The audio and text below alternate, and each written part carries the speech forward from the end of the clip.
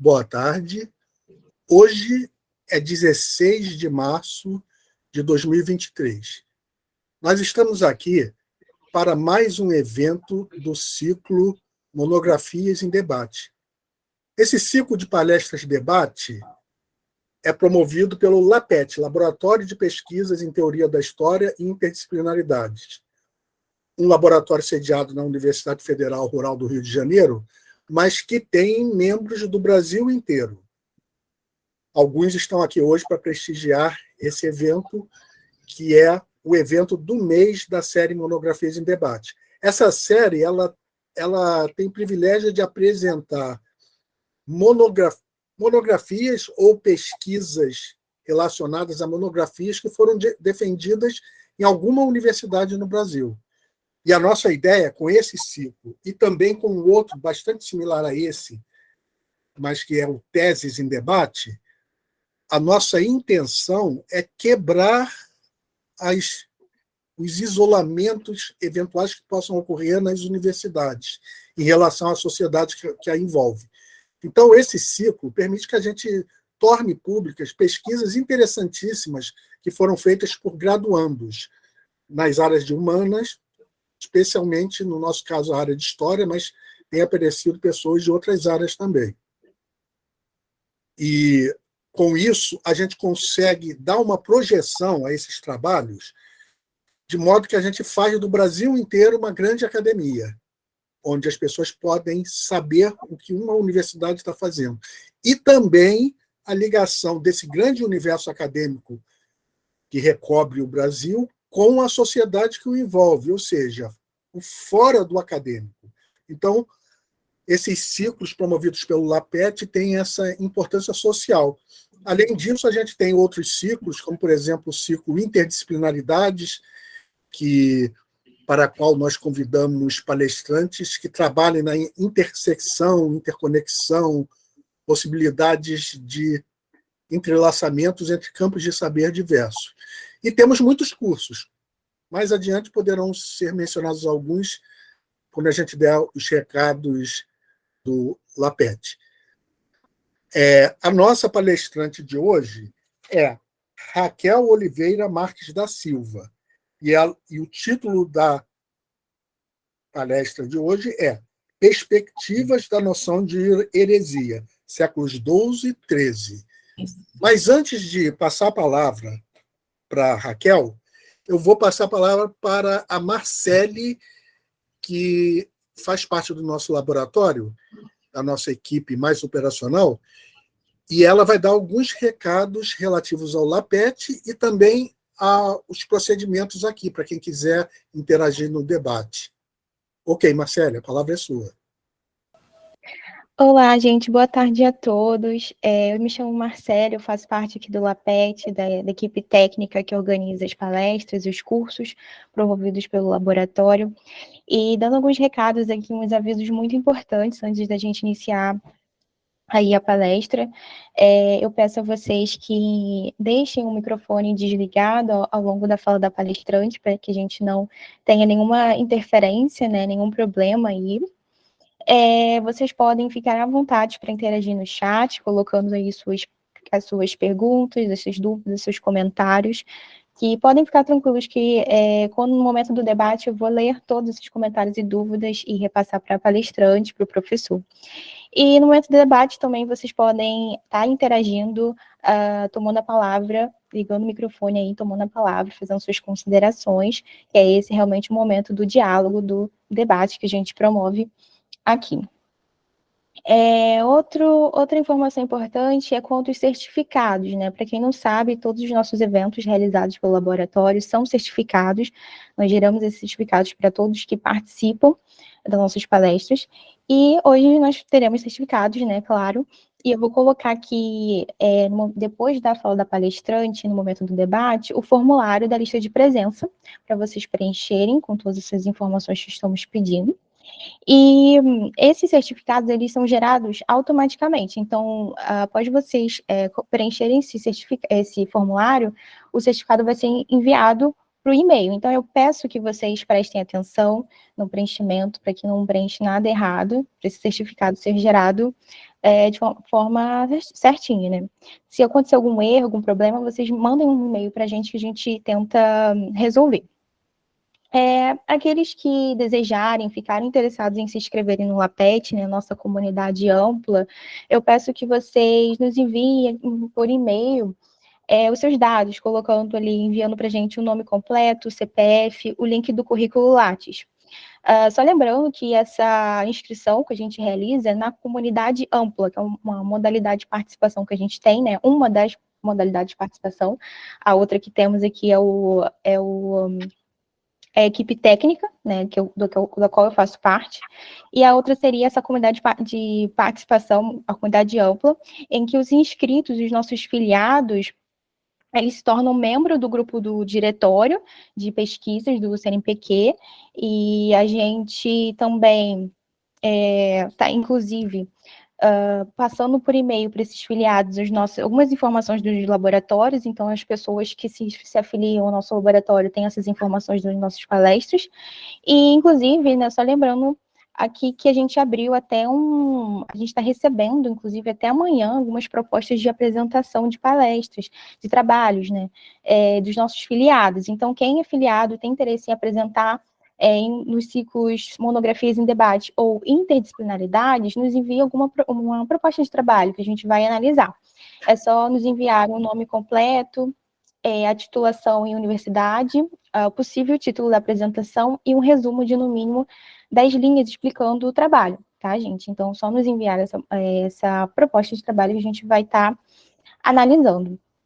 E, no mais, eu peço a vocês que nos sigam nas nossas redes sociais, principalmente o YouTube, porque a gente está quase batendo 1.000 inscritos no YouTube, e no Instagram e no Facebook, né, porque é por lá que a gente divulga as nossas palestras e cursos. Até mesmo ontem a gente divulgou um curso que vai ser realizado juntamente com a Vozes, com a editora Vozes, que é o curso História Digital, que está para ocorrer em 4 encontros, tendo como data prevista para o início o dia 20 de abril, tá? Então, corram lá para conferir a programação do curso digital, que está bem interessante, e as vagas são limitadas, né, pessoal? Então, é isso, os recados de hoje. Boa palestra, boa tarde a todos. Como eu disse, hoje a nossa palestrante é a Raquel Oliveira Marques da Silva. O título da palestra é Perspectivas da Noção de Heresia nos séculos XII e XIII. Será uma oportunidade para a gente falar um pouco sobre o tema mais específico, que é o conceito de heresias no século XII e XIII, mas também podemos discutir um pouco o conceito na Idade Média como um todo e na Idade Moderna, no princípio da Idade Moderna, até discutir se esse conceito pode se estender até os dias de hoje, se tem algum sentido falar em heresias hoje num mundo pluridiversificado de diversas religiões, e, ao mesmo tempo, é uma oportunidade para falar da história dos conceitos, como os conceitos mudam com o tempo, como os conceitos têm uma historicidade, como eles também apresentam uma polissemia possível de sentidos, ou seja, vários sentidos possíveis abertos a um mesmo conceito, e, claro, uma infinidade de sentidos interditados também. E como que um conceito necessita ter um certo potencial de generalização para ser operacionalizado ou em um campo de saber qualquer, ou em um campo de práticas humanas, como a história das religiões. Aliás, a gente também pode falar um pouco sobre isso, a história da igreja, a história das religiões, todo esse campo de interesses pode vir aqui no debate sobre a forma de perguntas, de comentários. Por acaso, eu até coloquei ali um link, há muitos anos atrás, mas isso já faz mais de 10 anos, né? Eu escrevi um artigo sobre o conceito de heresia, vendo como que ele avançava no tempo, desde ali dos inícios do cristianismo nos primórdios, passando pela Idade Média, nos seus vários momentos, chegando até o início da modernidade. Então, vai ser uma oportunidade também para eu me lembrar um pouco dessa discussão, né? Então, nesse momento, eu vou passar a palavra para a nossa palestrante de hoje, Raquel Oliveira. Raquel Oliveira Marques da Silva. Como você prefere ser chamada, Raquel? Raquel Oliveira. Raquel Oliveira, perfeito. Isso. Então, Nesse momento, a palavra é sua. Eu lembro a todos que vocês vão poder interagir à vontade na segunda metade dessa palestra-debate. Então, Raquel, nesse momento eu passo a palavra a você. Obrigada, professor. Boa tarde a todos, como o professor me apresentou. Sou Raquel Oliveira, terminei agora o curso de História na Rural, no campus Seropédica. E a minha monografia, ela é o resultado da minha pesquisa de iniciação científica. Eu fiz pesquisa de iniciação científica durante um tempo, a pesquisa voluntária, sem a bolsa. Foi orientada pelo professor João Guilherme Lisboa Rangel. E, posteriormente, eu fui orientada pela professora Carolina Gual Silva, que é atualmente professora de medieval na Rural, no campus Seropédica. E foi curioso o professor colocar ali o link do artigo, porque esse foi um dos artigos que eu li quando eu estava começando a pesquisa, e foi ali que eu comecei a pesquisar um pouco mais sobre as heresias. E numa introdução e na proposta geral do meu trabalho, é justamente pensar como essas heresias mudam ao longo da Idade Média. Não somente na Idade Média, mas na historiografia sobre a Idade Média. Pensar como a heresia se coloca ao longo do tempo em cada historiografia. Então, primeiro é preciso entender como que essas mudanças acontecem. Porque, num primeiro momento, as heresias elas são uma história restrita, um estudo restrito à Igreja Católica, já que as heresias eram vistas unicamente como uma parte de um núcleo, de uma esfera religiosa, que ela não se misturava com outras esferas da sociedade. E, a partir disso, a heresia ela toma um conceito unicamente religioso, na historiografia, pelo menos, de que era uma parte de uma dissidência religiosa, de uma divergência religiosa relacionada à ortodoxia da Igreja Católica, a regra que era a Igreja Católica durante o período medieval. E a partir de uma mudança dos análises da historiografia, a partir de 1929, mais ou menos, que é quando surgem os análises, a gente tem uma nova forma de ver a história. A gente tem uma forma de ver a história através da história-problema, a história social, a história das mentalidades. Então, a partir dessas diversas versões da historiografia, a heresia vai se modificando ao longo desse tempo. E o objetivo do trabalho é entender o porquê que ela se modifica na historiografia. E para entender a historiografia, a gente precisa olhar para as fontes, porque a historiografia tem sempre esse olhar voltado para a fonte.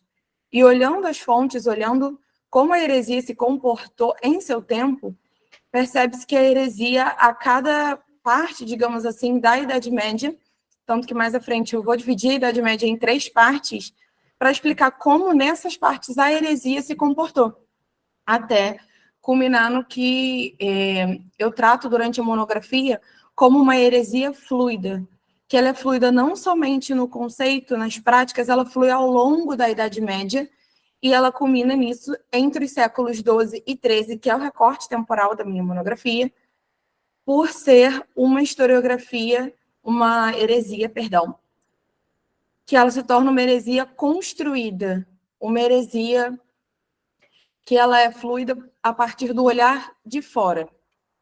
Então, para começar, logo no primeiro capítulo, eu vou tratar um pouco dessas mudanças historiográficas, né? E ao longo da monografia eu trago muitos exemplos de como essa heresia muda nas historiografias e no próprio tempo. Durante a minha pesquisa, olhando para as historiografias, eu percebi que cada historiografia tratava de um jeito de acordo com o seu olhar. Então, a gente passa de uma heresia estudada pela Igreja Católica. Marcele, se for você que estiver passando, acho que já pode passar para o próximo slide. Acho que vai ficar mais... ok, o segundo. Tá. Isso, não, eu acho que é o próximo já. Isso aí, obrigada. E através desse olhar mais a fundo das historiografias, cada historiografia foi olhando de um jeito.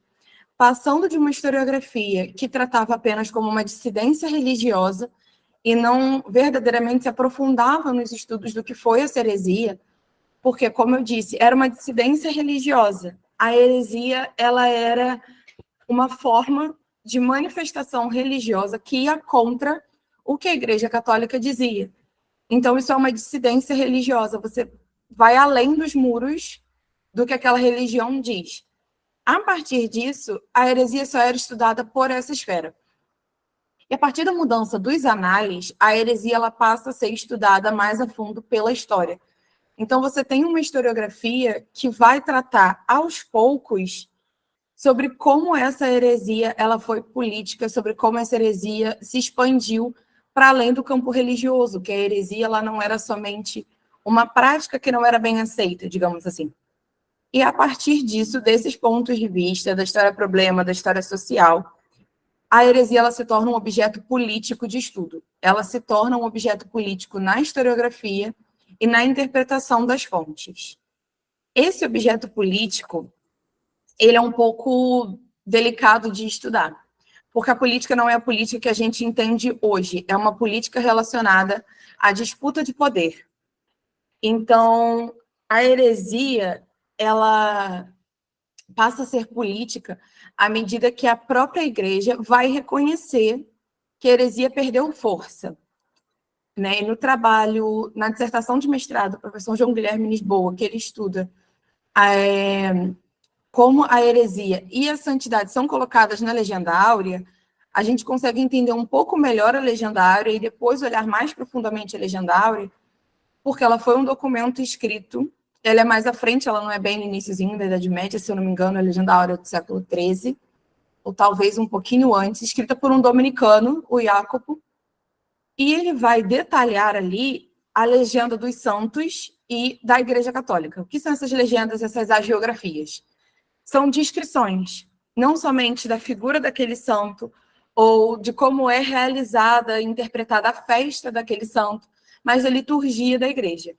E ao longo dessa obra, ele vai citar a heresia como um mal capaz de fazer a igreja se abalar, de fazer a igreja perder um pouco do poder. E aí a heresia ela é política, porque a gente tem uma igreja católica, no sentido da cristandade, que se coloca como um poder um pouco além da esfera religiosa. Ela se mescla com outras esferas. Então, quando você tem uma nova forma de expressão da religiosidade surgindo, você tem uma disputa de poder, uma disputa de ocupação de espaços. Né? Um grande caso disso vai ser a heresia catra ou heresia albigense, que eu vou abordar mais vezes ao longo desse trabalho, né, dessa palestra, porque ela é um exemplo muito importante para a gente entender essa fluidez da heresia, como as heresias são construídas. Então, a heresia catra, que culminou na Cruzada Albigense, as disputas de poder, né, que culminam nessa Cruzada Albigense, ela é um grande exemplo disso, porque aquela região, aos olhos da igreja, tinha sido tomada pela heresia. Então, a igreja precisava combater aquilo de uma maneira muito incisiva para que ela não perdesse aquele espaço, para que ela não perdesse o poder naquela região, para reafirmar a sua verdade, para reafirmar como a Igreja Católica seria a igreja definida ou destinada a ocupar aquele espaço.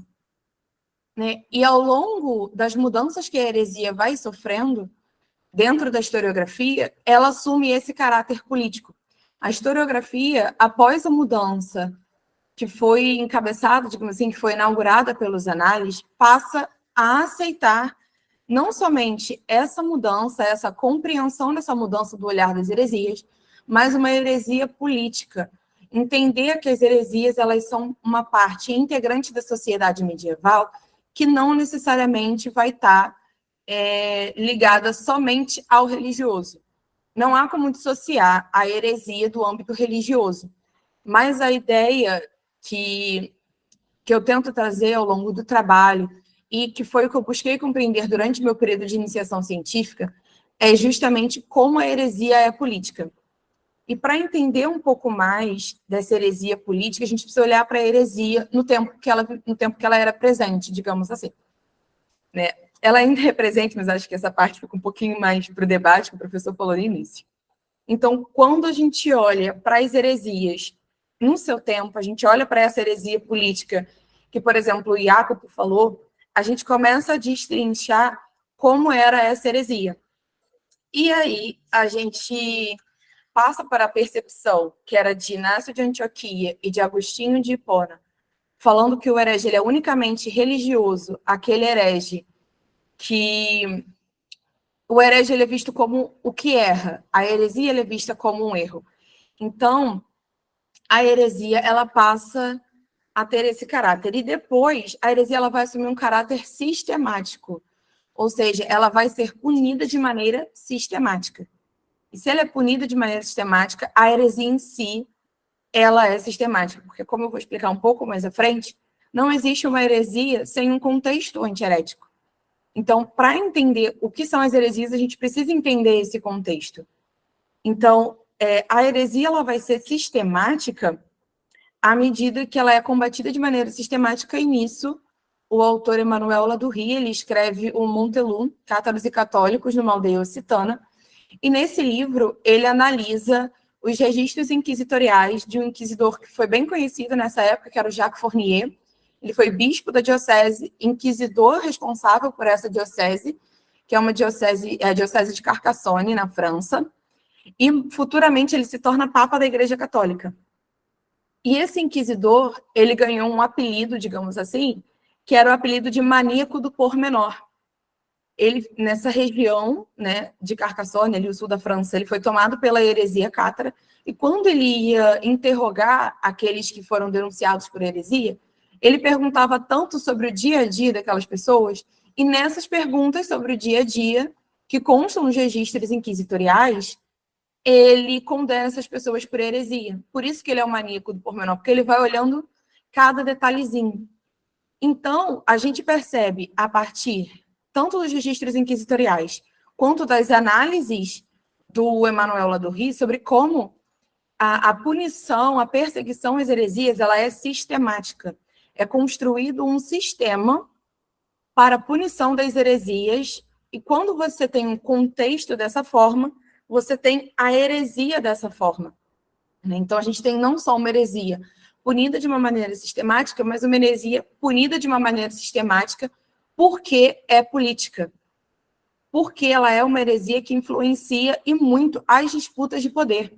Já se tem um contexto de disputas de poder entre o poder eclesiástico e o poder secular. Essas esferas elas se confundem em certos momentos, porque o poder secular tem uma delimitação de poder e a esfera religiosa tem outra delimitação de poder, mas que elas se cruzam. Né? Tem alguns exemplos de heresia descritos tanto ao longo desse livro Montelú, Cátaros e Católicos, quanto ao longo de outros trabalhos, como Inventar a Heresia, da Monique Zerner, e até mesmo a tese de doutorado e a dissertação de mestrado de um professor da Unicamp, Felipe Rosa Lima, sobre como se vivia uma disputa de poder muito intensa nessa região e que as heresias, elas às vezes se tornavam um caso pessoal, mas que se usava do poder, tanto secular quanto o poder religioso, para a punição e para a perseguição dessas heresias. Então, para entender um pouco melhor como a heresia é na sociedade e como ela é uma heresia fluida, não somente na heresia, visto que cada corrente historiográfica, ainda que analise a historiografia como objeto político, a heresia como objeto político, vai analisar a heresia como objeto político do seu jeito. Como, por exemplo, que, mesmo não sendo derivada das análises, é um exemplo interessante para a gente entender, a historiografia marxista ela vai compreender a heresia como uma manifestação proposital, uma manifestação, sim, religiosa, mas política, no sentido que ela aparece, que ela se manifesta para poder ir de contra propositalmente a esse poder. Que essa colocação da heresia como um enfraquecimento do poder da Igreja Católica seria uma manifestação proposital. E a heresia, a historiografia, por exemplo, da História Problema, vai interpretar como essa heresia ela foi colocada à margem, como essa heresia ela foi um ponto político de virada na Idade Média. E para entender a heresia dentro dessa sociedade, como ela foi na sociedade, eu separei a percepção da heresia em 3 espaços. Tem 3 contextos de tempo, 3 espaços de tempo. Não sei se dá para ver muito bem, que eu acho que a cor não deu muito certo, mas o primeiro recorte ele é do século V ao século VIII. Saindo do século V, a gente tem, na verdade, em meados do século V, 451, tem o Concílio de Calcedônia, que é o primeiro grande concílio da Igreja Católica, e ele vai marcar as disputas por heresia. Ele vai marcar o combate às heresias e, de alguma forma, ele marca o surgimento das heresias nessa sociedade medieval. Porque o Concílio de Calcedônia, ele apresenta, primeiramente, um contexto de reafirmação. O Concílio de Calcedônia, ele vem, e isso consta na Igreja Católica, como uma forma de demarcar Deus. Quem é Deus Pai, quem é Deus Filho, Deus Espírito Santo, como a Trindade é dividida. Então, ele marca o que a Igreja acredita. Então, quando você diz o que você acredita, implicitamente falando, você coloca para as pessoas o que você não acredita. Porque quando você diz o certo, ainda que você não diga explicitamente isso está errado, você demonstra o que não deve ser feito a partir do que você diz que é certo. E essa é a marca do Concílio de Calcedônia. E ali da virada do século IV para o século V, começam a aparecer alguns escritos. E aí, Agostinho de Hipona, ele vai se destacar nesses escritos. Agostinho de Hipona, ele escreve o Contra Henrico. O Contra Henrico, ele é uma série de escritos, ele é um documento, que ele é uma disputa de argumentos, praticamente. Henrique, daí o nome Contra Henrico, foi um maniqueu que viveu no mesmo período de Agostinho de Hipona, e o maniqueísmo, ele foi uma heresia dita pela Igreja Católica no Concílio de Calcedônia, porque o Concílio de Calcedônia lista algumas heresias, mas é algo muito inicial, né? Essas heresias, elas ainda não aparecem com muita definição, elas surgem. A mais forte é o maniqueísmo. E o maniqueísmo, ele enxerga o mundo e a percepção religiosa de uma maneira dualista. Ou seja, existe o bem e existe o mal. O bem, ele é a presença total de Cristo. O mal é a ausência total de Cristo. E o bem e o mal, para o maniqueísmo, eles não coexistem. Não existe a possibilidade deles coexistirem no mesmo contexto. O contexto em questão é a Bíblia e a Igreja Católica. A Bíblia, ela é dividida em Antigo e Novo Testamento. Para os maniqueístas, o Novo Testamento, ele não era considerado válido. Porque o Novo Testamento não, perdão, o Antigo Testamento não era considerado válido. Porque no Antigo Testamento você não tem a presença do Cristo. Você tem o anúncio de que vem um Messias, você fala daquele que vem, mas você não tem a presença real de Cristo para os maniqueístas. Já no Novo Testamento você tem. A partir dos evangelhos, você conta a história de Cristo na Terra. E após isso, tudo é guiado pelo que Cristo ensinou enquanto estava na Terra. Então, as disputas começam nesse dualismo. Agostinho vai acusar o Henrique de heresia por ser um maniqueu e vai, em seus argumentos, tentar provar a ele mesmo que ele era herege. Já Henrique vai tentar provar para Agostinho que ele não é herege e que o erro parte da Igreja Católica. E tem uma parte que chama atenção. Esse Contra Henrico, ele é analisado durante a obra da Monique Zerner, né? Esqueci de mencionar. Ele é analisado, e durante essa obra a gente tem são vários capítulos soltos, ele é organizado pela Zerner. E nessa análise desse livro, a gente tem um trecho que ele destaca bastante o seguinte: Agostinho vai defender a Igreja Católica, dizendo que a Igreja é a verdadeira esposa de Cristo. E Henrique vai chamá-lo de hipócrita e vai dizer que se a Igreja é a esposa de Cristo, então a Igreja é uma mulher adúltera, é uma esposa adúltera, porque ela defende e toma como verdadeiro um documento, que nesse caso seria o Antigo Testamento da Bíblia, que não tem a presença de seu esposo. Então ela seria uma mulher adúltera. A Igreja é colocada por Henrique como uma mulher adúltera, né? E essa disputa, ela vai marcar um primeiro momento de combate às heresias por alguns motivos. Porque ainda que se fale muito de heresia no documento do Contra Henrico, em momento algum, Agostinho vai criar uma heresia, Ou seja, em momento algum ele vai dar uma nova definição ou vai acusá-lo de heresia sem algo que foi previamente dito e que não foi dito por ele. Porque o maniqueísmo ele começa a surgir no Concílio de Calcedônia. Então, nesses escritos, quando Agostinho vai tratando, ele inclusive condena a criação de heresias, que ela deve sim ser combatida, mas que não devem ser criadas novas denominações heréticas. Mas ela marca porque a gente percebe, através da análise desse documento do Contra Henrico, de Agostinho e do Concílio de Calcedônia, uma tentativa da igreja de ocupação de espaços. Ainda que toda perseguição às heresias vá manter essa linha de ocupar um espaço ou de propriamente impedir que existam novas heresias, uma disputa de poder, o Contra Henrico ele vai marcar porque é uma disputa argumentativa. E a argumentação ela se torna a principal arma da Igreja Católica nesse contexto, né? E não é. E aí a gente passa para uma definição muito importante, que são os dois filões heréticos. Nesse primeiro momento, existem dois tipos de heresia. O primeiro tipo de heresia é a heresia pela pregação.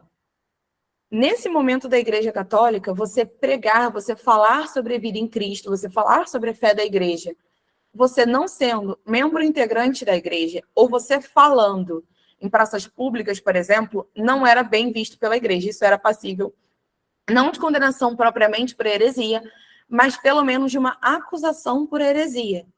Porque somente quem tinha a autoridade e a afirmação para falar sobre isso eram os padres, bispos, cônegos, dentro dos ambientes religiosos, dentro dos monastérios, dentro das igrejas. Essa pregação não acontecia nas ruas. Mas, ao mesmo tempo, nessa época, a gente tem São Domingos Gusmão, que vai começar a se destacar mais para o século XI, na verdade, mas a gente tem, por exemplo, Francisco de Assis, que é o fundador da Ordem dos Franciscanos.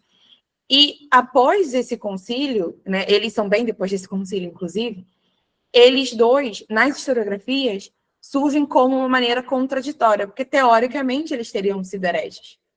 Mas falando do século V e do século VIII, existiam esses dois filões. O segundo filão eram os hereges que propriamente iam contra a igreja, ou seja, questionavam os mandamentos, questionavam a Bíblia, questionavam os primeiros sacramentos, né, o sacramento da Igreja Católica, e questionavam tudo aquilo que a igreja, lá no Concílio de Calcedônia, tomou como verdade. Aí eles são condenados por heresia. Passando para o século IX ao século XII, a gente tem uma sociedade persecutória se formando. Do século XI ao século XII, tem muitas mudanças, e alguns autores vão se referir a esse período como um período, digamos que, do boom das heresias, com muitas aspas nesse boom.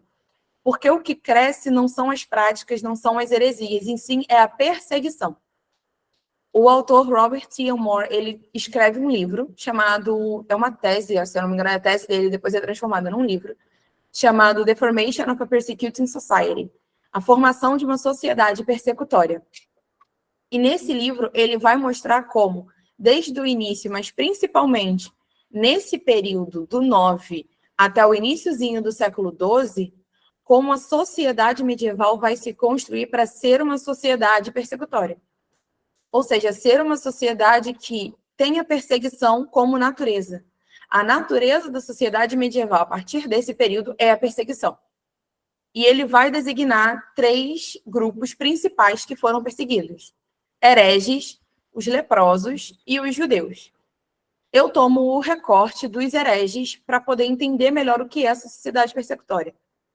Tem um exemplo que o próprio autor usa no livro e que eu acho muito interessante para a gente entender o que é uma sociedade persecutória, que é o exemplo que o Ira Berlin traz no livro Gerações de Cativeiro.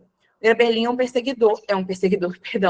um pesquisador da história das Américas, principalmente dos Estados Unidos, e ele vai falar sobre o período da escravidão. O Ira Berlin, ele usa a definição de sociedade com escravos e sociedade escravista. Uma sociedade com escravos é uma sociedade que tem pessoas sendo escravizadas, que elas têm influência na economia e na sustentação dessa sociedade, mas sem essas pessoas, sem o sistema de escravidão, essa sociedade funcionaria. Mas a sociedade escravista não. Ela tem escravizados, ela funciona à base da escravidão, e sem os escravizados a engrenagem não gira, a sociedade ela não funciona. A sociedade escravista, dita pelo Ira Berlin, é uma sociedade que precisa que aquele grupo seja oprimido para que a manutenção seja feita, econômica, social e política. E é isso que o Robert T. Moore usa para definir a sociedade persecutória. Ela é uma sociedade que, sem esses alvos, sem o herege como um alvo de perseguição, ela se construiria de uma maneira diferente. A partir desse momento, a igreja tem uma tamanha preocupação com a localização do seu poder, com a estabilização do seu poder e a ocupação desse espaço na Idade Média, que, de acordo com Robert T. Moore, ela se constrói para perseguir aquele grupo de pessoas, para perseguir aquela classe, digamos assim, que são os hereges, já que a gente tem vários tipos de heresia. E um exemplo muito interessante, quem pesquisa esse exemplo é o autor Rafael Bosch, também da Unicamp, tanto na tese de doutorado quanto na dissertação de mestrado, ele traz os exemplos de Pedro Abelardo. Pedro Abelardo ele foi condenado mais de uma vez por heresia. Ele teve a primeira condenação, escapou e depois ele foi condenado novamente. Pedro Abelardo, ele era teólogo da época. Então, ele falava muito sobre a percepção da fé, sobre a percepção da igreja, porém, as suas ideias foram consideradas dissidentes, ou seja, elas divergiam daquilo que a ortodoxia vigente, sendo essa ortodoxia a igreja católica, falava. Então, ele começou a ser condenado. E começou o processo de condenação, né, a acusação, os primeiros interrogatórios. E o que acontece? Mais para frente, a segunda condenação dele começa a surgir porque as suas ideias, que já eram consideradas dissidentes, começam a se espalhar na Idade Média. Perdão. Então, outras pessoas começam a reproduzir as falas de Pedro Abelardo. Começam a entender a fé, a entender a religiosidade como Pedro Abelardo entendia, porque paravam para ouvir o que ele falava, ou entendiam o que ele falava, já que ele era um teólogo, né? Ele tem esses estudos, então o Pedro Abelardo ele é um grande exemplo, não só de uma sociedade persecutória que está tão focada em reprimir, mas de uma heresia sistemática. Porque como ele vai ser condenado por heresia, aquela heresia sistemática que eu falei um pouco mais cedo, ela é muito visível no caso de Pedro Abelardo. Porque ele começa a ser vítima desse sistema, digamos assim, porque ele está falando sobre um modo de fé, e ele passa por todo um processo de acusação e inquisitório que pessoas com outras práticas e práticas completamente diferentes dele vão passar. Ele vai relembrar o que teria sido um dos filões heréticos, que seria o da pregação. Mas ele não se encaixa, porque ele não pregava propriamente, né? Ele falava sobre, ele era um teólogo, mas ele lembra um pouco isso. E ele é uma prova, digamos assim, uma prova viva desse modelo sistemático de repressão às heresias. Porque ele, de alguma forma, estava dentro da esfera religiosa e é condenado. E no finalzinho do 12 para o início do 13, a gente tem uma exponencial, um crescimento na ordem dos pregadores, nas ordens mendicantes, na verdade, que são a ordem dos franciscanos e a ordem dos dominicanos. Aqui eu vou focar um pouco mais na ordem dos dominicanos, porque, ainda que os franciscanos tenham o seu papel, os dominicanos eles têm um papel de destaque no combate às heresias. Então, virando já para o último recorte, que é do século XII ao século XIII, e eu peguei esse recorte, que é meados do século XII para o século XIII, logo no início do século XIII, em 1216, a gente tem a aprovação, agora eu não me lembro o nome do Papa, se foi o Inocêncio III ou se foi Honório III, mas tenho quase certeza que foi Honório, que ele aprova a Ordem dos Dominicanos. A São Domingos Gusmão recebe a permissão do Papa para ser um pregador. E aí surge a Ordem dos Pregadores, que é a Ordem dos Dominicanos. Os dominicanos, eles vão exercer um papel essencial para a gente entender as heresias. porque os dominicanos, por serem uma ordem mendicante, uma ordem de pregadores, eles vão a vários lugares. Então, eles começam a pregar sobre a Igreja Católica, pregar sobre modo de vida de fé, andando ali pela região, os dominicanos são da França também, andando principalmente ali pela região de Albi, para combater as heresias. Só que eles combatem através da pregação, que é o que vai se manter até até esse recorte. A pregação, ela é uma ferramenta, um instrumento muito importante de repressão às heresias nesse momento. Então, a igreja se usa, digamos assim, dos dominicanos que vão pregar sobre vida de fé, que vão pregar sobre o que é a Igreja Católica, sobre comportamento da fé, sobre relação com Deus. E quando você prega o que um cristão deve fazer, voltando lá no Concílio de Calcedônia, implicitamente você diz o que um cristão não deve fazer. Então, esse é o papel muito importante que é a pregação, e principalmente a forma argumentativa dos dominicanos vai ter nesse período. Lembrando que, nesse momento, de acordo com o que Robert T. Moore fala, a gente já vive uma sociedade persecutória. Então, de acordo também com o que a Monique Zerner vai trabalhar, não só ela, mas outros autores, dentro do livro Inventar as Heresias, nesse recorte da Idade Média, a gente percebe como as heresias vão se construindo, né? Até o momento que, da virada para o século XIII, as heresias elas começam a crescer bastante, principalmente a heresia albigense. Ela começa a ser uma grande preocupação para a Igreja Católica, justamente porque ela toma um poder, uma influência na região de Albi muito grande. E aí entram os cistercienses. Os cistercienses são uma outra ordem religiosa e eles são da região, eles se destacaram também no combate às heresias. E tem uma figura essencial para a gente entender essa perseguição, que é Bernardo de Claraval. Bernardo de Claraval, ele foi um monge cisterciense, muito famoso pelos sermões. Ele dava muitos sermões também pregando sobre como um cristão deve se portar, sobre a igreja em si, mas sempre pautado na Bíblia. A Bíblia nunca deixou de estar em foco dessas disputas. E Bernardo de Claraval, ele vai entrar numa disputa com Pedro Venerável, justamente por causa dessa diferença das perseguição. Porque os cistercienses, em determinado ponto, eles são analisados também no livro Inventar a Heresia, em um dos capítulos, e o que acontece? Eles vão ser denominados ponta de lança. Eles são a ponta de lança na luta contra as heresias. Então, a ponta da lança, quando você ataca alguém, ela é a primeira a ferir e ela machuca. Ela é a que mais machuca. Então, os cistercienses eles vão ser chamados de ponta de lança por quê? Nessa virada do século XIII, os dominicanos recuam um pouco e os cistercienses assumem esse posicionamento à frente do combate às heresias. Eles começam a agir de uma maneira muito mais incisiva. E nessa disputa entre Pedro Venerável e o Bernardo de Claraval sendo um cisterciense, e não somente o Pedro Venerável, o Bernardo de Claraval vai falar sobre outros... me fugiu a palavra, perdão. Outros dominicanos, né, sobre essa disputa. Porque os dominicanos continuavam com uma perseguição e um combate muito argumentativo.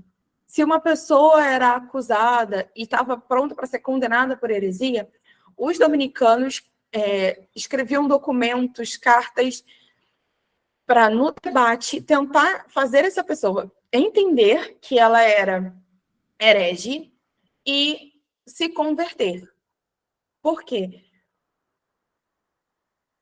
Lá atrás, Agostinho de Hipona vai dizer que herege, tanto Isidoro de Sevilha fala um pouco sobre isso, e depois, mais à frente, Agostinho de Hipona reafirma, herege não é aquele que erra, herege é aquele que erra e escolhe permanecer no erro. E os dominicanos tomam um pouco isso, ainda que implicitamente, né? Pelo menos até onde eu cheguei na minha pesquisa, não tenho notícias dessa tomada de posicionamento consciente relacionado ao que Agostinho de Hipona disse, mas os documentos que os dominicanos vão escrever e Também, mais à frente, os cistercienses, ao longo da Idade Média, no combate às heresias, remontam o Contra Henrico, né? Gente, mil desculpas, agora que eu percebi, é Contra Fausto. O Contra Henrico, ele é escrito pelo Bernardo de Claraval, perdão. Então, eles remontam o Contra Fausto de Agostinho de Hipona. O Henrique, ele vai ser essa figura fundamental para a gente entender os cistercienses. Entra uma disputa, além do que o Pedro Venerável vai falar, sobre manter esse ritmo de pregação, de conversão e de combate às heresias pela pregação e pela disputa argumentativa. Bernardo de Claraval vai falar sobre o herege chamado Henrique. Não só Bernardo de Claraval, fala um pouco mais à frente, mas ele é alvo dos dominicanos inicialmente. E o que acontece com o herege Henrique? Tem até alguns historiadores que questionam a veracidade desse herege, se ele realmente existiu. Mas ficou essa disputa de como vamos combatê-lo. De uma maneira argumentativa, que era a maneira dos dominicanos. Por exemplo, se esse herege falava sobre alguma coisa que constava no Antigo Testamento, o dominicano ia lá, pegava uma passagem do Antigo Testamento também, que contestava aquilo que ele dizia e fazia a réplica. Então, a Bíblia, nesse momento, tanto o Antigo quanto o Novo Testamento, se tornam um documento de acusação e de defesa nessas disputas e condenações de heresia. Então, os dominicanos vão manter essa linha argumentativa. Os cistercienses, não. Eles têm uma disputa mais incisiva. Se, num primeiro momento, a disputa argumentativa não deu certo, então nós precisamos agir.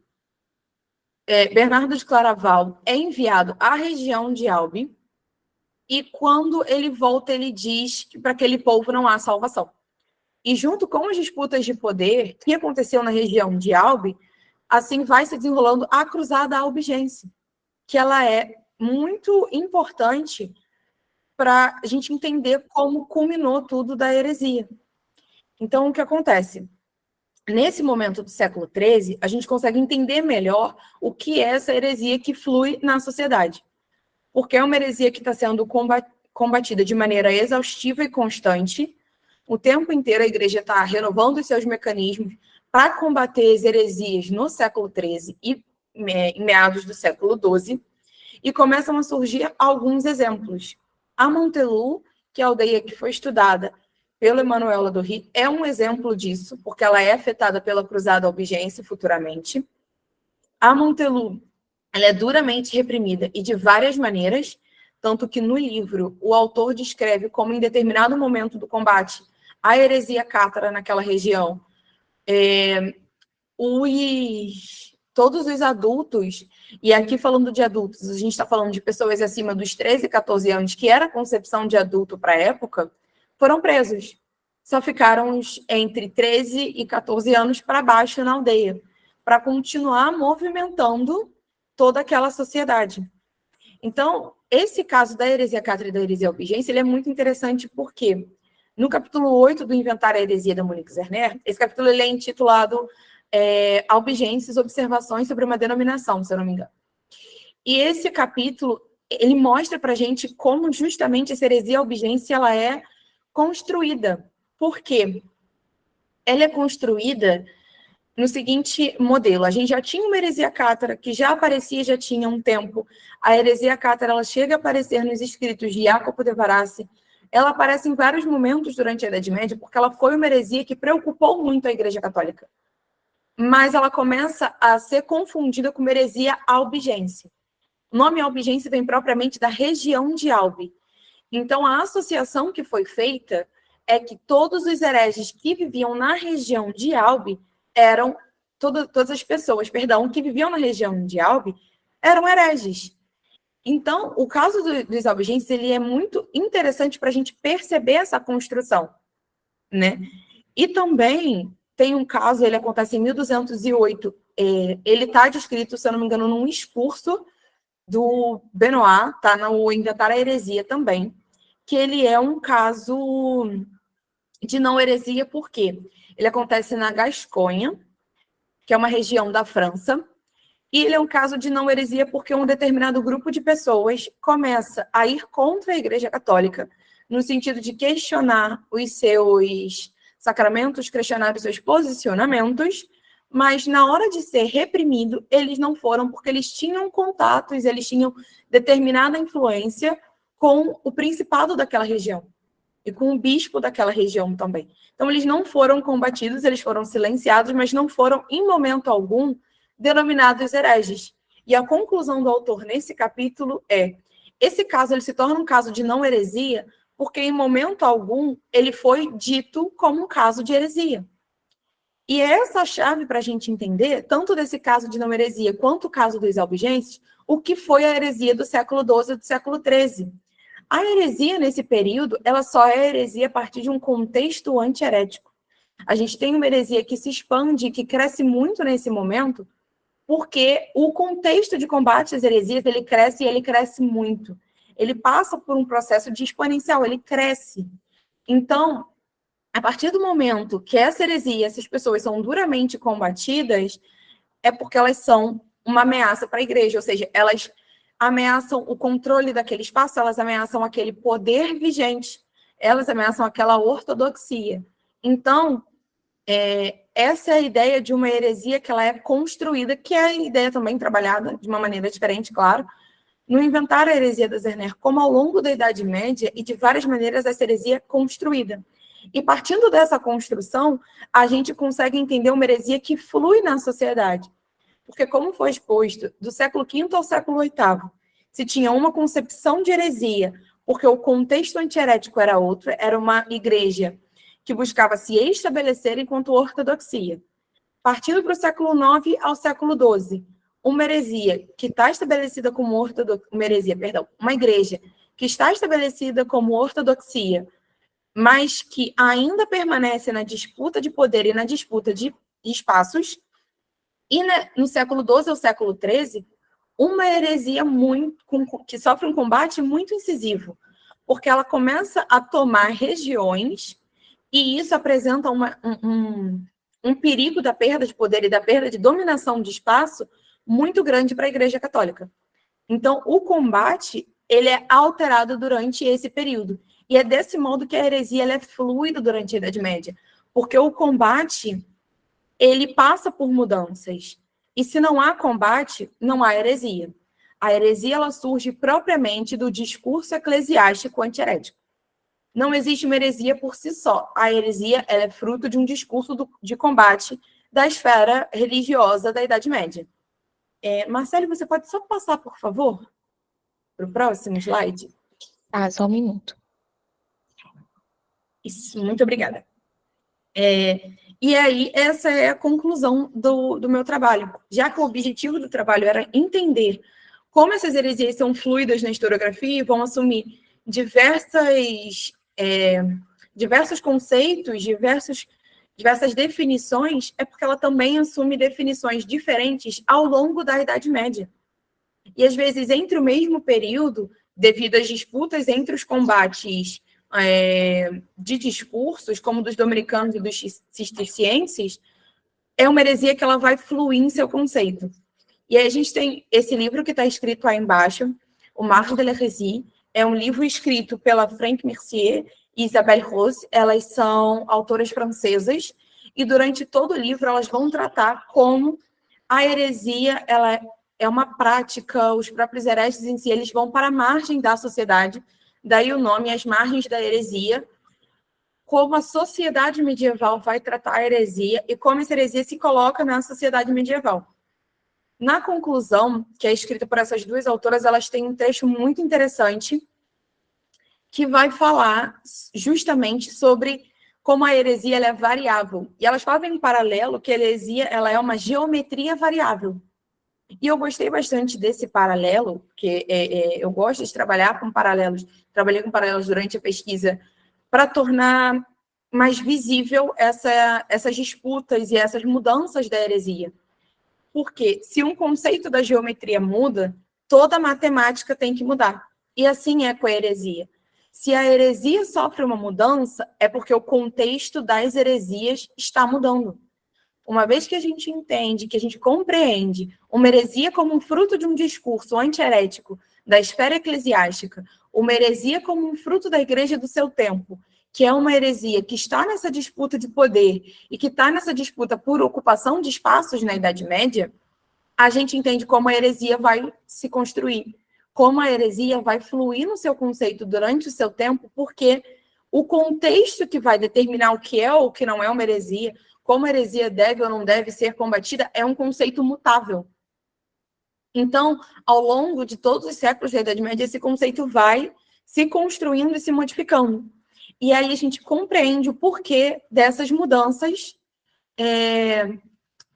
nos conceitos na historiografia. O porquê que cada historiografia vai observar de uma forma diferente a construção e o conceito em si do que são as heresias medievais. Porque se você está olhando para uma fonte, se você está olhando para um estudo, em que mesmo naquele tempo, no tempo que você estuda, aquilo era mutável, as percepções serão mutáveis. Então, uma heresia que foi mutável em seu tempo, que foi fluida no seu tempo, que o conceito de heresia vai fluindo ao longo da Idade Média, ele também flui ao longo dos estudos da heresia. Ele também flui ao longo das percepções historiográficas sobre a heresia. E essa é a grande conclusão do meu trabalho. Só é possível uma mudança no conceito de heresia nas historiografias a partir de uma heresia que tem uma mudança de conceito em seu tempo. Então, é isso. Eu nunca sei muito bem concluir os trabalhos e eu espero que tenha sido muito proveitoso para vocês e acho que já podemos abrir para o debate.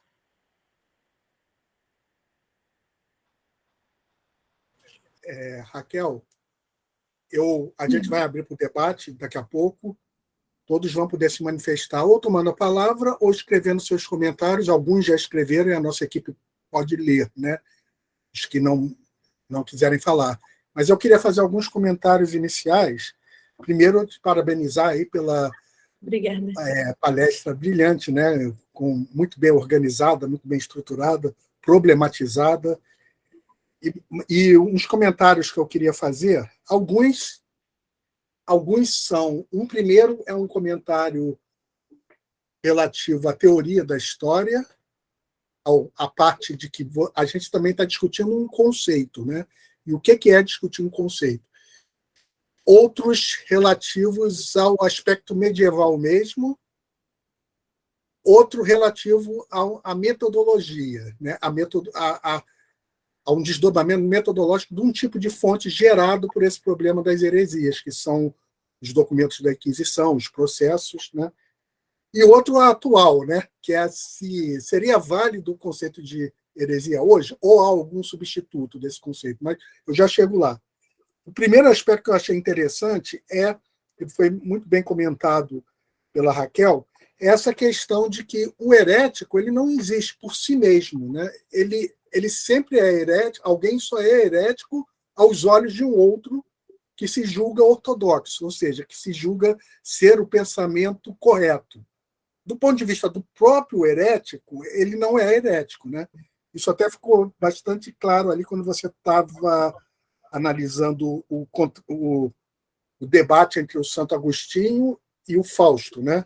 Isso. Que era o Santo Agostinho considerava que o Fausto era o herege, né? Mas o Fausto não. Ele achava que a heresia seria a própria Igreja Católica, né? Então, porque ele é que teria o pensamento reto, o pensamento correto, né? Essa ideia da heresia, aliás, esse conceito ele se torna operacional só quando tem uma grande tendência na Igreja tentando dominar aquele universo todo, né? Porque senão num mundo povoado por inúmeras possibilidades religiosas, esse conceito se esvazia, né? Mas daqui a pouco eu vou perguntar se pode haver substitutos modernos disso, né? Mas a outra coisa interessante que foi trazida é que, falando sobre o conceito em geral, do ponto de vista da teoria da história, como é interessante quando a gente examina um conceito, ter a consciência de que os conceitos têm historicidade em dois sentidos. Eles variam historicamente com o tempo, né? além de ter uma polissemia que também acompanha cada momento nessa historicidade, porque diferentes pessoas definem o mesmo conceito na mesma época também, né? E, além de tudo, esse conceito vai atravessando épocas e mudando também. Mas ele também tem historicidade, porque ele varia na historiografia. Eu achei muito interessante aquela parte onde você foi mostrando que o estudo das heresias vai variando de acordo com o ponto de vista historiográfico, né? Então, tinha aquele primeiro momento de que a própria Igreja Católica promovia os seus estudos, né, sobre o que é heresia, né? Há terceiro aspecto bem interessante, a gente, e que foi também muito bem mostrado pela Raquel, é essa variação da noção de heresia ao longo da Idade Média, né, e até chegar ao período moderno. Uma coisa que eu notei há muitos anos, né, quando eu cheguei a estudar esse conceito, né, e publiquei um artigo que eu passei ali no chat, né, é que nos primeiros momentos, na antiguidade, né, quando o cristianismo está nascente e vai se afirmando, né, uma ortodoxia católica, é que as heresias elas eram muito teológicas, né, elas eram divergências teológicas, né, com relação a, sei lá, que Cristo era totalmente divino, ou tinha uma parte humana, ou o Espírito Santo, ou seja, questões teológicas eram que fundavam aquelas heresias. Aí depois tem uma transição ali para esse período onde vão surgir essas heresias mais sociais, uma transição onde as heresias são muito interindividuais, né? São indivíduos que têm a heresia ou grupos de indivíduos, mas elas não abarcam uma sociedade inteira, né? Então, a gente vê ali no livro Ano 1000, do Jorge Dupuy, que ele evoca uns historiadores da época medievais, né, historiadores medievais, e eles vão citando alguns casos de heresia, mas são sempre casos de indivíduos dentro de uma sociedade, ou então grupos de indivíduos que se reúnem. Então, ela tem essa característica ainda interindividual. Mas quando a gente chega no século XIII, por exemplo, no auge do século XIII, até no século XII já começa a ocorrer isso, né? E por isso é que surge também esse combate contra as heresias. As heresias passam a ser coletivas. Elas se transformam em verdadeiros movimentos sociais. E um exemplo é a heresia cátara, né? E a ponto tal que foi muito interessante você trazer isso de que quando a heresia cátara é reprimida pela Cruzada Albigense, eles tentam matar todos os possíveis, né? Porque eles consideram aquela sociedade inteira herética. E mais tarde, no caso de você citado no Montanhu, eles prenderam todos, né? Todos os adultos. Por quê? Porque aos olhos dele, as heresias não eram mais interindividuais, entre indivíduos, ou sequer de grupos de indivíduos dentro de uma sociedade. A sociedade inteira era herética, Montanhu, né? Então, isso é um sinal de que as heresias vão se transformando também em movimentos sociais e políticos que contestam o poder católico, né? Tanto que o que incomodava muito os católicos era que os cátaros criticavam ou rejeitavam, né, a mediação dos sacerdotes, dos padres, por exemplo, para fazer um casamento e coisas assim, né? O que afrontava totalmente o desejo de poder, né, dos católicos, né? Inclusive, um apontamento interessante sobre os cátaros é que existe ainda na historiografia alguns autores que estudam sobre isso, se há ou não a possibilidade de se falar de uma igreja cátara, porque tamanho foi a organização dessa comunidade social e política cátara que eles desenvolveram a própria forma de pregação e até o que seria visto como sacramentos, né, fazendo uma analogia à Igreja Católica, formas de exercício da prática de fé deles, que alguns historiadores ainda ficam um pouco nessa discussão de se é possível falar da construção de uma igreja cátara ou não, né, de que se ainda manteria a denominação de heresia. É verdade. Mas o próprio cátaro da época, ele se via como o cristão. Cristão. E a Igreja Católica é que, parecido ali com a questão anterior, é que estaria no erro, no desvio. Uhum. Ele seria o correto. Quer dizer, eles não se viam como fundando, é interessante esse debate, né? Como fundando uma nova religião ou uma nova seita. Não, eles se viam como aqueles que seguiam o pensamento cristão correto desde o princípio. E quem tinha se desviado, né, são os católicos. É interessante, mas esse debate é muito interessante, né? Um outro ponto só de passagem é que também a gente vai assistir nesse século também, no século XIII, a cooptação de heresias em potencial, né? Porque tem ali o franciscanismo, né? Mais um pouco o franciscanismo seria considerado uma heresia também, né? Mas aí o Papa Inocêncio III ele vê que era muito rico do ponto de vista de ampliar o seu poder, transformar os franciscanos numa ordem, né? E também os dominicanos. E não com os dominicanos eles foram além porque tornaram os dominicanos parte da repressão às heresias, né? Mas então teve essa estratégia também do Inocêncio III, né, no século XIII, de cooptar o que poderia ser uma heresia, porque se não houvesse esse movimento de cooptar o franciscanismo para dentro da Igreja Católica, hoje a gente estaria falando dele como uma heresia, como falamos Sim. dos cátaros, né? Mas eu queria fazer também uma observação metodológica interessante. A riqueza dessas fontes inquisitoriais. Em certo momento, a Raquel falou sobre... Deixa eu lembrar qual era o pseudônimo do personagem, que era o maníaco do pormenor, né? Mas, na verdade, a própria fonte da Inquisição, o processo, ela já tem essa mania pelo pormenor. Então, é muito interessante. É uma fonte muito rica para a historiografia, o processo inquisitorial, como são hoje os processos criminais, porque eles são muito ricos em investigação de detalhe e investigação da polifonia. Eles entrevistam, fazem inquéritos envolvendo pessoas, réus, testemunhas, ou seja, diferentes vozes. É uma fonte polifônica. E, ao mesmo tempo, muito detalhista, e permite uma análise intensiva das fontes, muito rica para a microhistória. Não necessariamente para estudar a história da igreja, mas para estudar, por exemplo, até a história do cotidiano. Você pode até estudar a cultura material, a vida cotidiana, a alimentação, inúmeras coisas através dessas fontes. Aliás, o próprio lá do Rio, no Montailu, ele cita algumas passagens, como que você, através daqueles depoimentos registrados no processo, você analisa a cultura material, a altura das pessoas. Ele faz uma análise. A primeira parte ela é reservada para descrever um funcionamento que a gente não espera que a gente vai ler num livro sobre heresia, né? Como é que era, por exemplo, a cultura, o que eles plantavam nessa região, né? E tudo surge a partir dos processos inquisitoriais.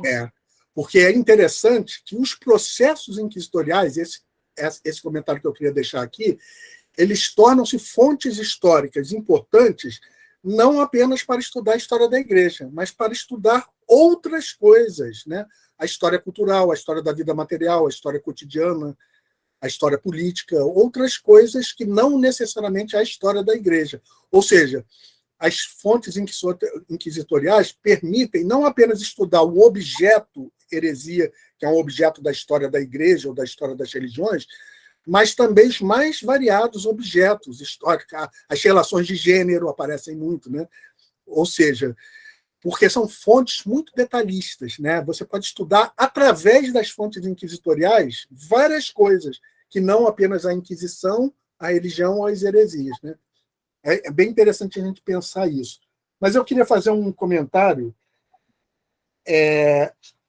que é o último, que é sobre heresias hoje, né? A princípio, a gente pensa exatamente isso, né?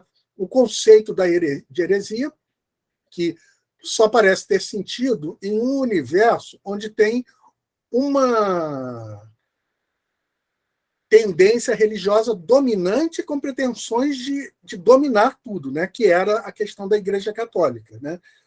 Quando começam a surgir, né, a Igreja Reformada, já no período moderno, ou seja, o universo, mesmo no Ocidente cristão, começa a se multidiversificar em termos de manifestações religiosas, a princípio, esse conceito da heresia não perderia o significado, porque já não haveria uma ortodoxia, né?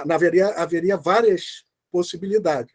No entanto, a minha pergunta é se modernamente se o conceito pode ser válido hoje, ou se existe algum substituto. Eu só queria citar uma situação que eu vi uma vez eu dando aula, né, e por alguma razão eu perguntei qual era a religião de uma aluna, né? Aí ela me disse assim: eu sou cristã. Aí, não, tá, entendi. Mas você é cristã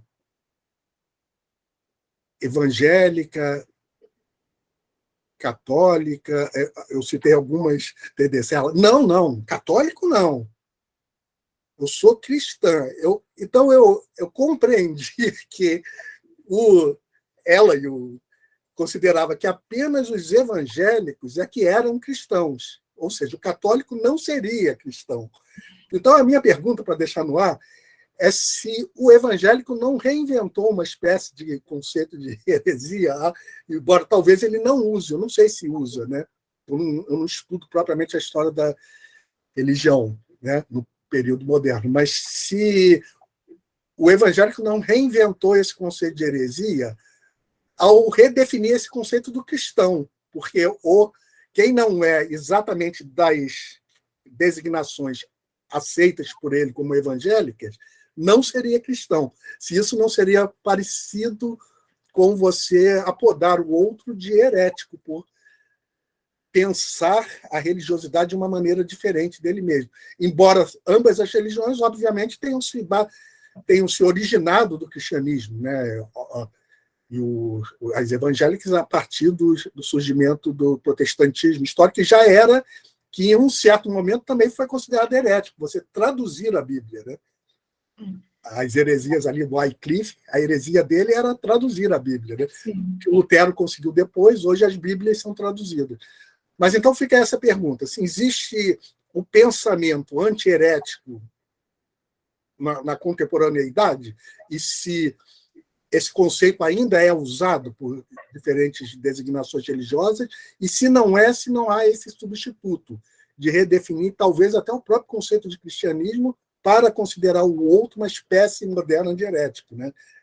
Desviante. Mas isso fica apenas como uma ideia para ser comentada. Eu vou devolver a palavra para a Raquel, aí ela faz uns comentários sobre o que eu disse, e logo depois a gente abre para o debate com todos vocês. Vocês já anotaram diversas coisas, e quem quiser falar também vai poder. Raquel, a palavra é sua de volta. Obrigada. Primeiro, obrigada pelos apontamentos, professor. Essa questão da heresia hoje, ela é muito diferente do que eu apresentei no trabalho, justamente pelas mudanças históricas. Hoje, a Igreja Católica não é mais a ortodoxia, no sentido que ela era na Idade Média, mas eu não sei dizer muito bem sobre as denominações cristãs evangélicas, né, protestantes, porque eu não pesquiso muito bem essa área. Eu sou mais voltada realmente para a Igreja Católica. Hoje, a Igreja Católica tem definições do que seria a heresia, mas não é passível de condenação, por exemplo. Dependendo da sua posição ou do que seja feito ou falado, é possível de excomunhão. Você não participa mais da missa comungando do corpo e sangue de Cristo. E essas definições, elas são pautadas em 2 documentos que são os que regem a Igreja Católica hoje. O Código do Direito Canônico, e está no cânon 1364, cânon 1364, e no Catecismo da Igreja Católica, no parágrafo 1463. Esses dois, tanto o cânon quanto o parágrafo do Catecismo da Igreja Católica, vão falar sobre a punição do que seria uma heresia, né, que seria esse afastamento, mas a maior parte das heresias, elas são perdoadas a partir da confissão. Você chega diante de um sacerdote, você se confessa, e aquilo ali é anulado porque ela não é uma condenação própria. Você não pode ser dito um herege. Mas o que seriam essas heresias hoje dentro da Igreja Católica seria a negação dos sacramentos e dos dogmas da Igreja Católica. Você ir contra, por exemplo, também os 10 mandamentos, você ir contra os dogmas da Igreja Católica, por exemplo, o dogma da maternidade virginal de Maria, de que Maria concebeu Jesus ainda virgem, né, de que manteve a sua Imaculada Conceição. É um dos dogmas mais recentes da Igreja Católica. Se você é católico, porque hoje essa definição, tanto pautada no Catecismo da Igreja Católica quanto no Código do Direito Canônico, ela é restrita aos que são batizados, pertencentes e praticantes da fé católica. Então, a partir disso, se você nega algum dos dogmas ou dos sacramentos, como, por exemplo, dizer que não acredita no que seria o batismo das crianças, isso pode ser considerado uma prática herética. Não é algo incisivo, não é algo que, se você falar, você será combatido, mas existe essa definição pelo Código do Direito Canônico e pelo Catecismo da Igreja Católica, que são dois documentos que hoje regem a fé católica e as práticas católicas.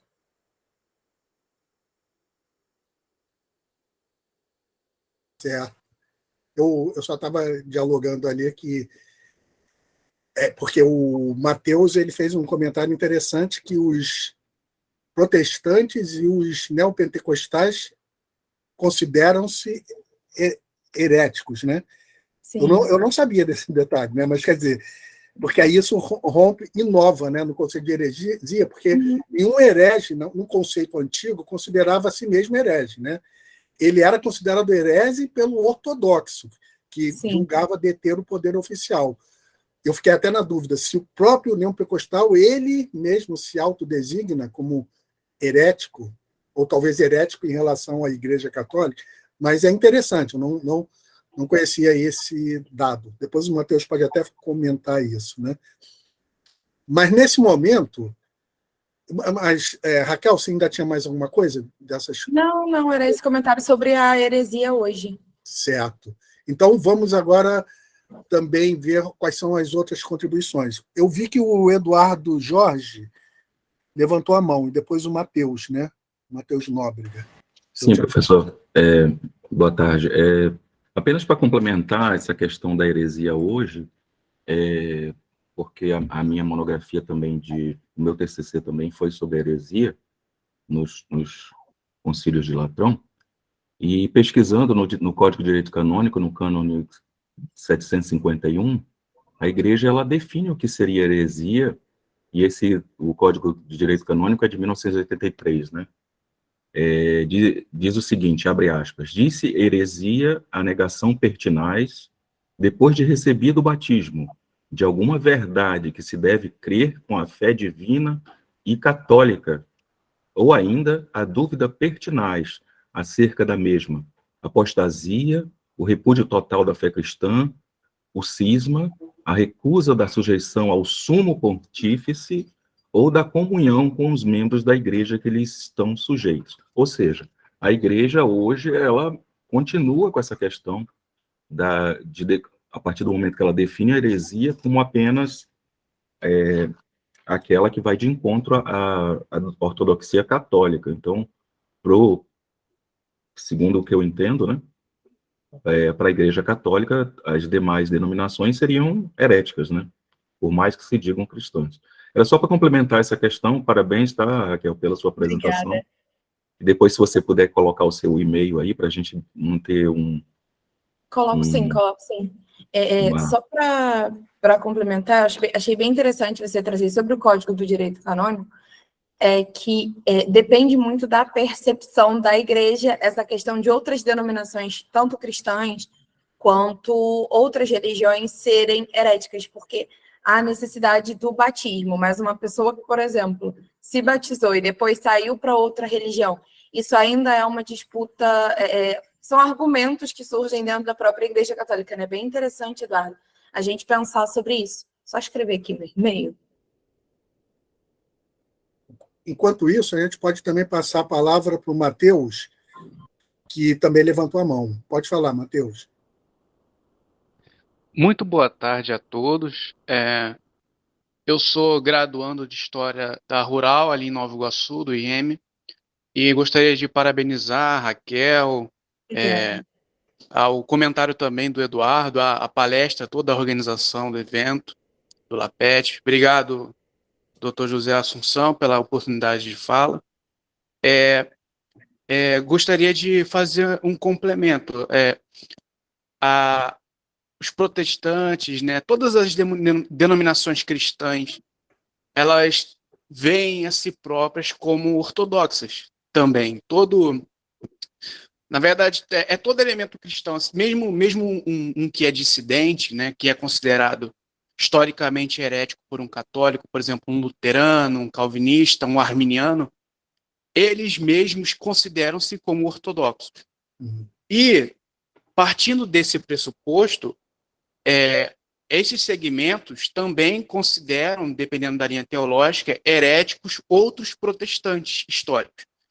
Por exemplo, um calvinista clássico divergirá muito de um arminiano e o considerará herético. Um protestante clássico, né, mais uma vez citando um luterano, calvinista, arminiano, eles considerarão heréticos os novos pentecostais, né, neopentecostais, porque falam que a teologia deles é moderna demais, divergem daquilo que é o protestantismo histórico, etc. É claro que, juridicamente falando, como citaram o Código de Direito Canônico, eu, pessoalmente, considero a definição de heresia católica muito mais explícita. Tipo, é muito bem definida o que é uma heresia. Toda negação pertinaz de um dogma de fé a partir do batismo, né? No caso, o batismo é como se fosse a jurisdição. Todo batizado está juridicamente ligado à Igreja Católica. Portanto, está dentro da possibilidade, caso negue uma ou mais verdades de fé, não o corpo todo da fé, senão ele seria apóstata, é outro assunto. Tipo, se ele nega um ou mais dogmas de fé, ele é considerado herege, né? E lembrando que, na definição, pertinácia é aquela incidência teimosa, sabe? Ninguém é herege sem querer.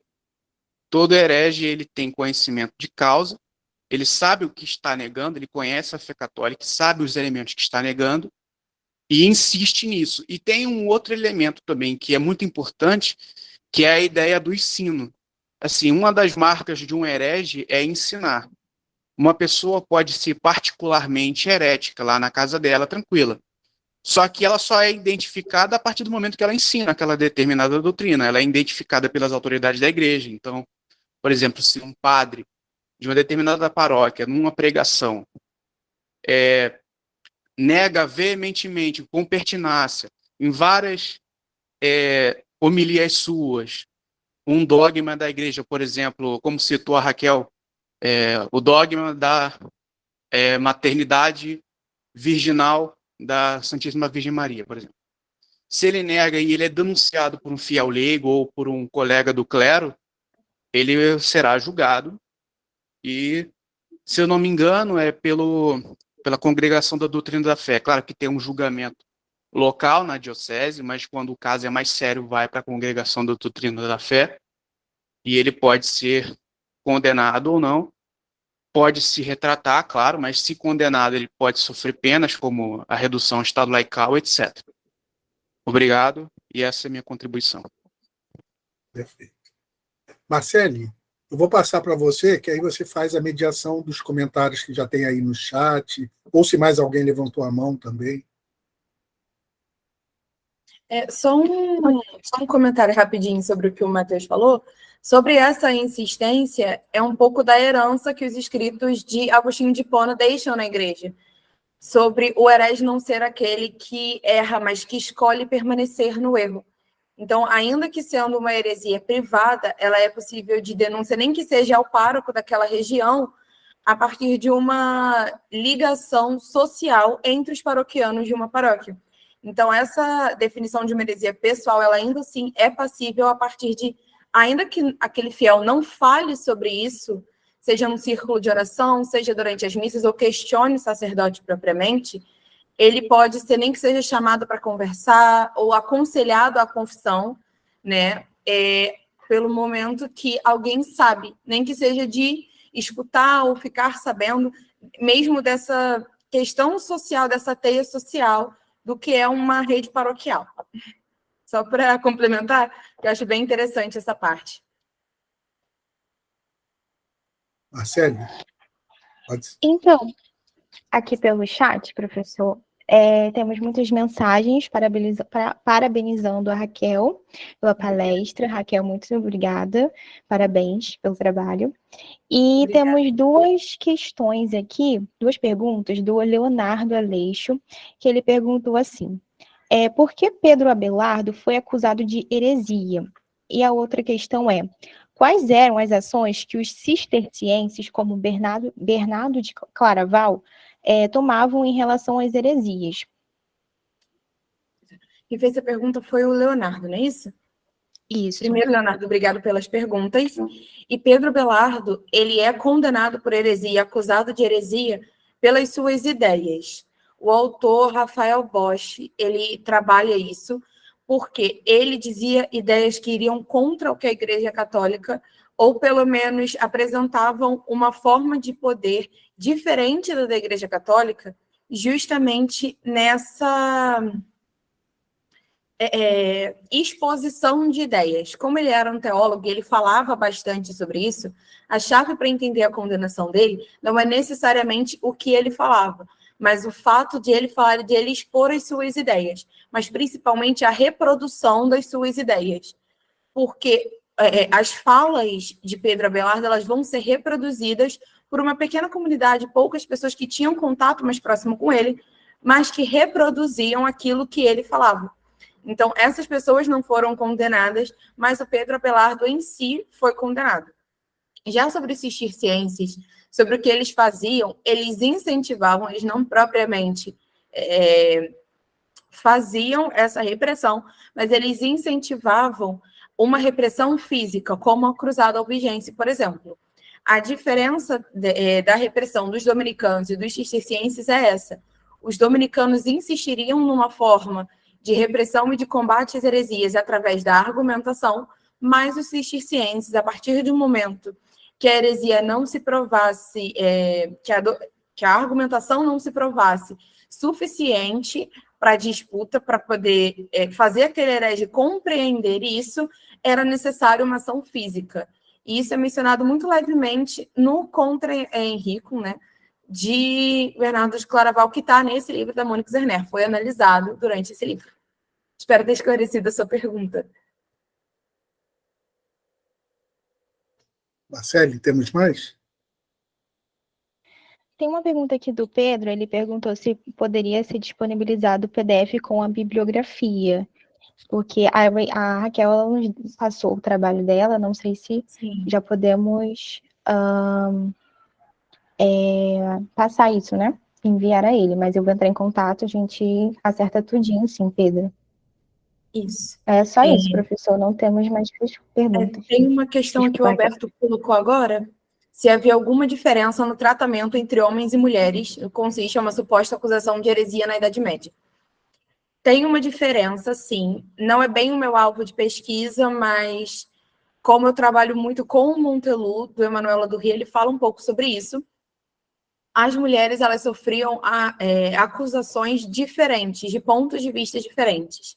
Tem casos disso com homens também, mas mulheres principalmente, da acusação de heresia por adultério. Né? As relações extraconjugais eram comuns na Montelu, então mulheres eram condenadas por adultério. Eu não sei detalhar muito bem, porque como eu não trabalho com esse recorte, mas eu posso indicar, eu coloquei o meu e-mail aí no site, te colocar em contato com uma outra pesquisadora, a Rayana Pimentel, e ela estuda bruxaria. As mulheres, elas vão ser um alvo de acusação e de condenação, principalmente a partir dessa virada do que é a perseguição. Quando o alvo da perseguição deixa de ser os hereges e passam a ser as ditas bruxas. Então, a Rayana, ela trabalha um pouco melhor nessa questão, acho que ela vai esclarecer melhor a sua dúvida. Porque como eu não trabalho com esse recorte de gênero, eu sei mais do que eu li no Montelu mesmo. E é interessante no período moderno, né, quando a Inquisição de repressora, né, de instrumento nessa sociedade persecutória para reprimir os hereges, se transforma na possibilidade de reprimir o que eles vão considerar a feitiçaria, né? Como que acaba que o foco, né? O foco da perseguição acaba se voltando para a feiticeira e não para o herege. Mas, Sim. no fundo, a feiticeira acaba assumindo o conceito da heresia, né? Tornando-se uma coisa mais abrangente, né? Que pode ser punível sob diversos tipos de acusação, e acaba que o herege se torna, não sei se eu estou falando aqui alguma coisa inadequada, mas o herege se torna um caso particular da feitiçaria, né? Uma coisa assim. Sim, a partir dessa virada, é aquela disputa de até que ponto uma bruxaria é heresia e até que ponto a heresia vai se tornar uma bruxaria, né? Tem essa diferença também. Tem o Matheus. Matheus e o Pedro Thor. Então, Matheus, fala você depois do Pedro Thor. Ué, o Matheus sumiu? Eu acho que a questão dele era no início, talvez ele tenha esquecido de clicar para baixar, então... Então, Pedro, Isso, pode falar que você. esqueci. Oi, boa tarde. Tá me ouvindo direito? Estamos sim. Parabéns pelo trabalho, Raquel. Eu achei Obrigada. muito interessante. Uma dúvida que eu tenho é que como você mostrou no primeiro recorte, né, com o Agostinho, né, as polêmicas intelectuais contra as heresias eram muito mais argumentativa, né? Aí eu queria entender como é que você vê essa mudança dessa postura mais argumentativa para uma sociedade mais persecutória. Seria um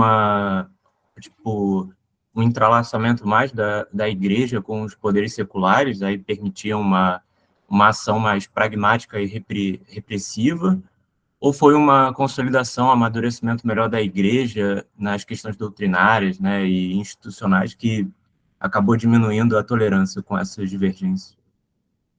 Primeiro, Pedro, obrigada pela pergunta.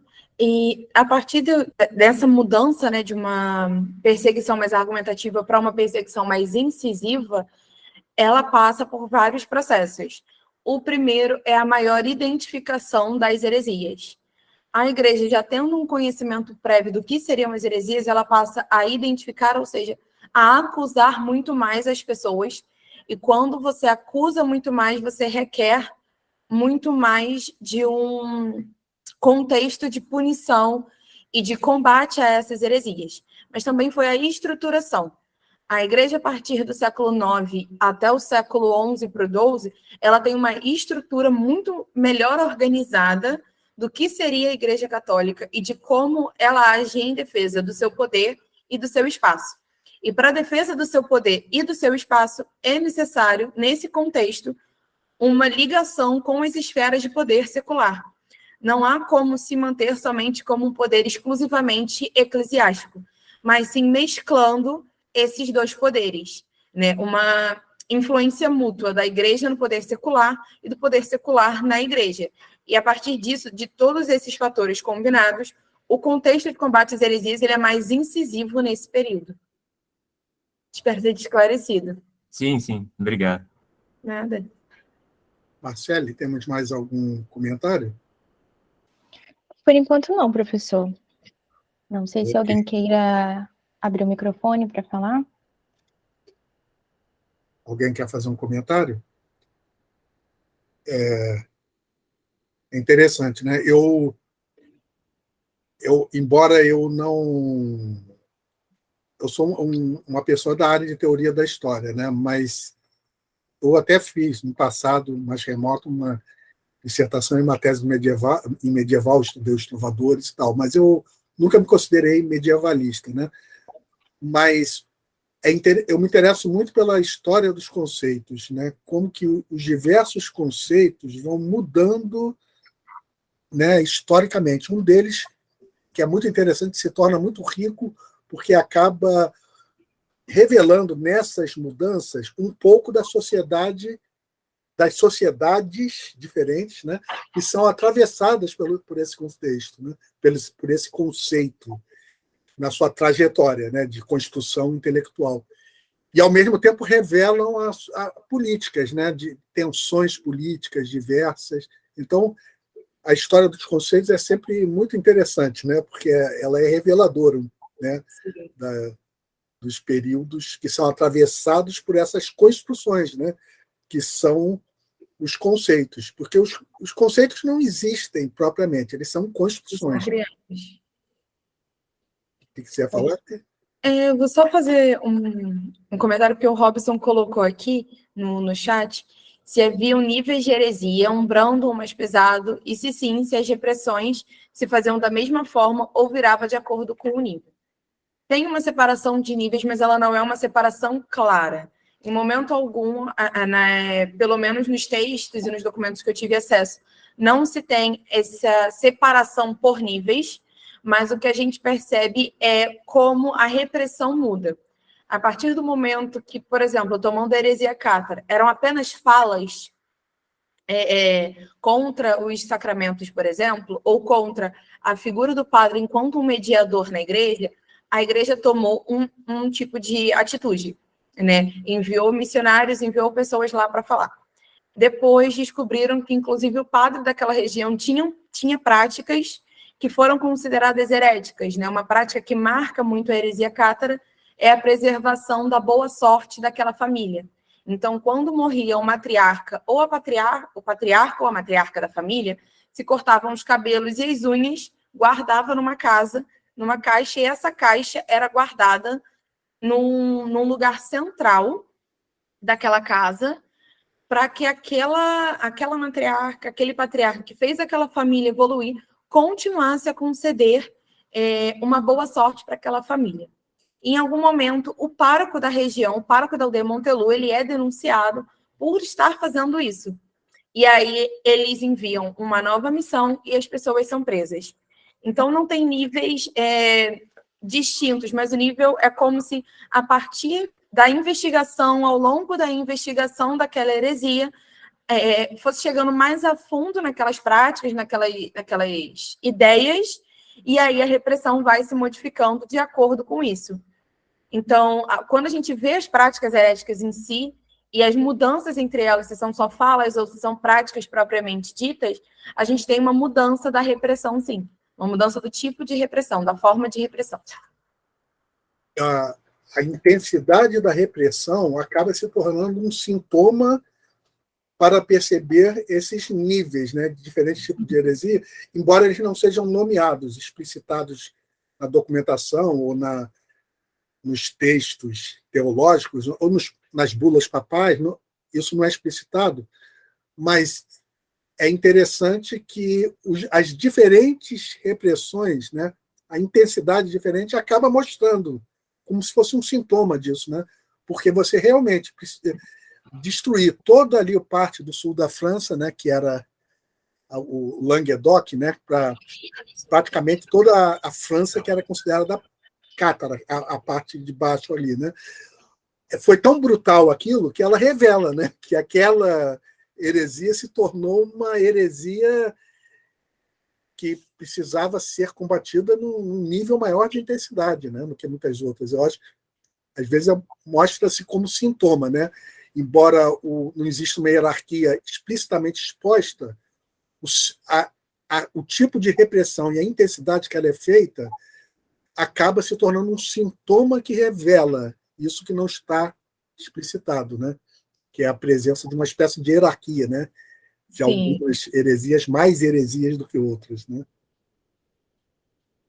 Eduardo, pode falar.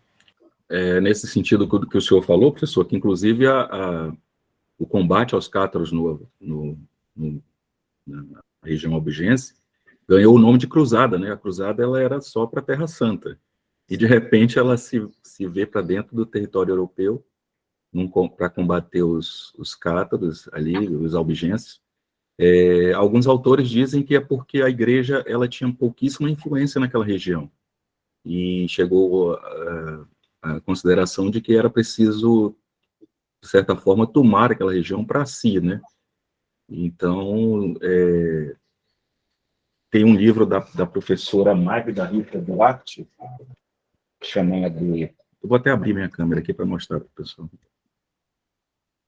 Negociando com o Papa, uma história da cruzada albigense. Ela faz uma análise muito interessante da cruzada albigense, com todo o rigor no combate a ela, e faz comparações com outras situações em que a igreja por uma questão política, não combateu com tanta intensidade. Então, ela até diz que a heresia, né, na verdade, um instrumento da igreja para combater quando as negociações sobre determinado interesse da igreja não se faziam de forma negociada, né? Não se fazia de forma, digamos, consensual. Então, é basicamente isso. Esse livro é muito interessante. Outro livro também que eu acho interessante, para quem quiser estudar essa questão da heresia, é o do Emílio Mitre, Ortodoxia e Heresia, entre a Antiguidade e o Medievo.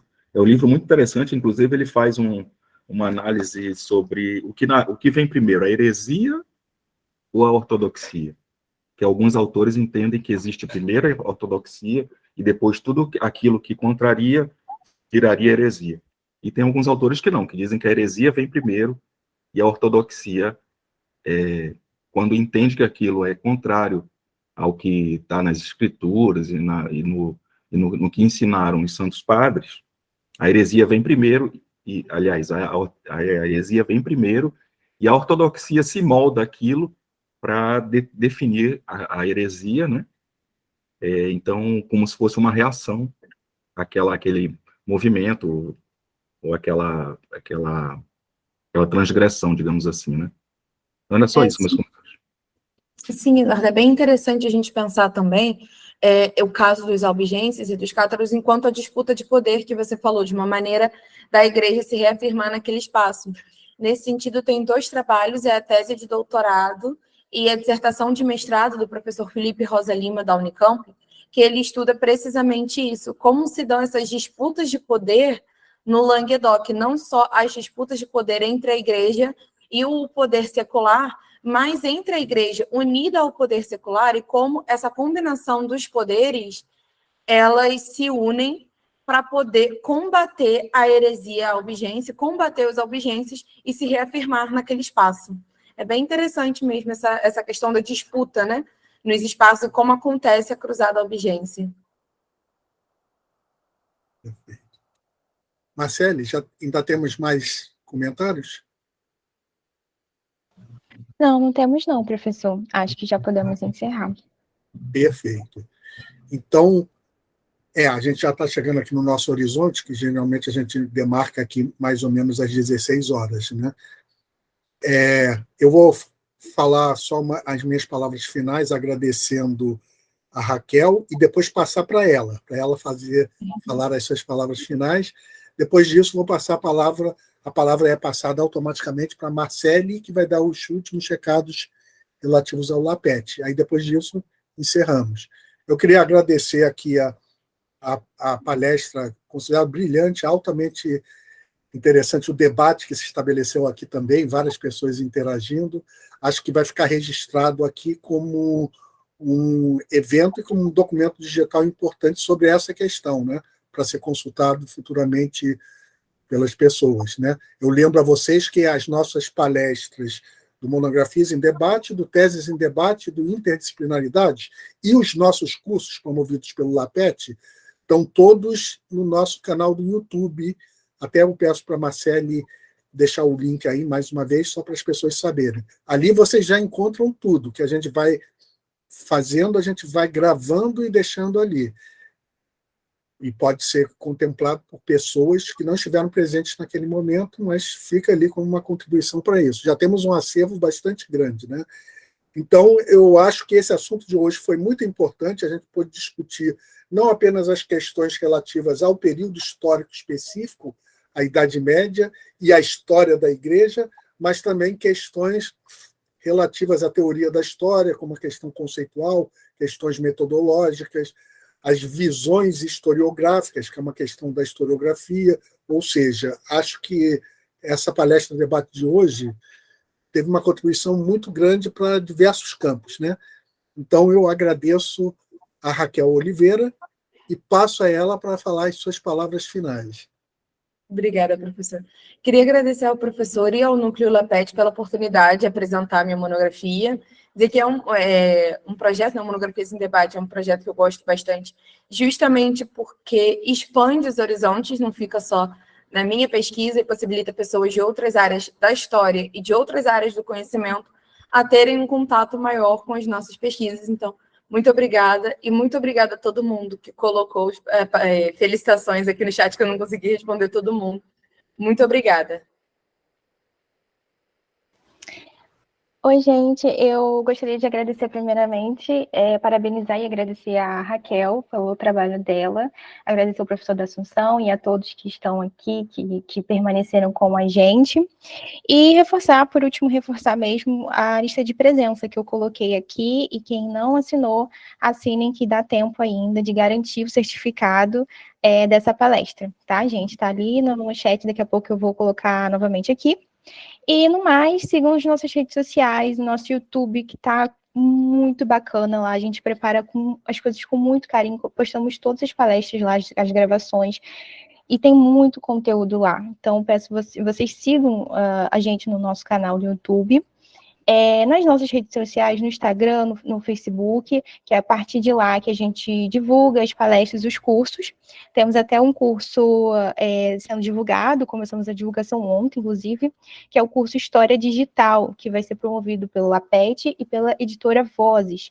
E está com uma programação bem legal. Ele vai se iniciar, se eu não me engano, dia 20 de abril.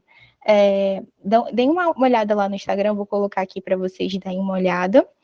E, mais uma coisa, para aqueles que se interessarem em se inscrever no LAPET, basta me mandar algumas informações para o e-mail do LAPET, que é o nome completo, o link do currículo Lattes e o CPF. A partir disso, vocês se tornarão filiados do LAPET.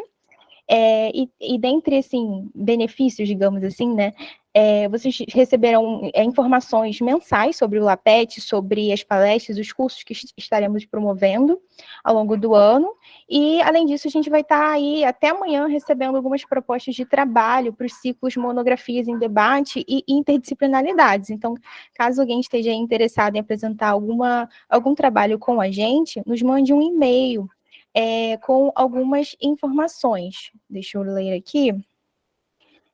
O nome completo, a titulação universidade, o possível título da apresentação e um resumo de, no mínimo, 10 linhas explicando o trabalho. Estamos recebendo essas propostas já e vamos analisá-las para depois mandar um retorno. Ok, gente? Então, é isso aí. Eu agradeço a todos e uma boa tarde. Boa tarde, gente. E, nesse momento, nós encerramos a gravação de mais esse evento do LAPET, Laboratório de Pesquisas em Teoria da História e Interdisciplinaridade. Obrigado a todos.